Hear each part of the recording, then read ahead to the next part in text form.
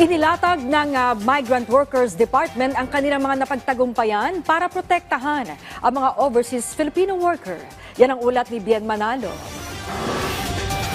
Alinsunod sa direktiba ni Pangulong Ferdinand R. Marcos Jr. na protektahan ang kapakanan ng mga overseas Filipino worker, pinaigting pa ng Department of Migrant Workers ang mga programa nito para sa mga tinaguriang bayani sa makabagong panahon. Nariyan ang patuloy na paglaban sa illegal recruitment at human trafficking.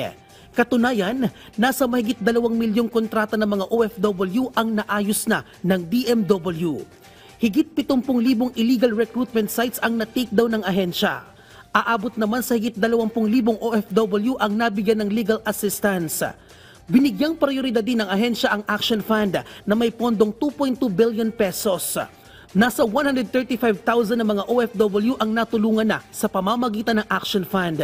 And of course, si Pangulong Marcos ang ating OFW President. Yun ang tawag namin kay Pangulo kasi overwhelming mandate with OFWs. Pinag-utos niya na taasan yung benefits sa Action Fund natin from 30,000, a flat rate of 30,000 assistance, nag-increase to from 50 to 75 to 100,000 depending on the gravity. Pinalakas pa ng DMW ang repatriation program nito. Katunayan, nasa 3,000 OFW mula sa Israel, Lebanon, Gaza at West Bank ang napauwi na ng DMW sa Pilipinas. Higit 30,000 OFW naman ang nakinabang sa reintegration program ng gobyerno. Mas pinalakas din ang OFW Hospital at Bagong Pilipinas Cancer Care Center kung saan nasa 250,000 hanggang 300,000 na mga OFW ang nabebenepisyohan ng ospital.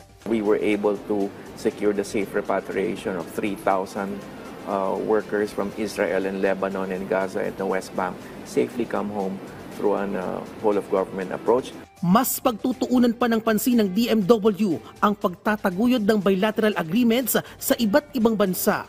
Layunin nito na protektahan ang kapakanan ng mga OFW at makalikha pa ng mas maraming oportunidad para sa kanila. Bien Manalo para sa Pambansang TV sa Bagong Pilipinas.